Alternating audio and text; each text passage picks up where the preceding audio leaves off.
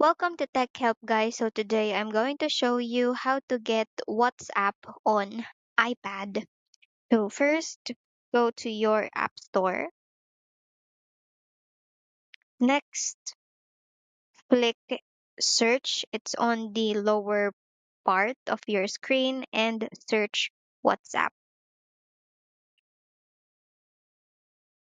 This is the WhatsApp application that you could download and just click get and process payment and done and just let it install and download. So yeah, basically guys, just wait for it and then open. Okay, so basically that is it. You can just link it with your phone number. So thank you so much guys for watching this video. Please like, comment, share, and subscribe to this YouTube channel for more quick tips and tutorials.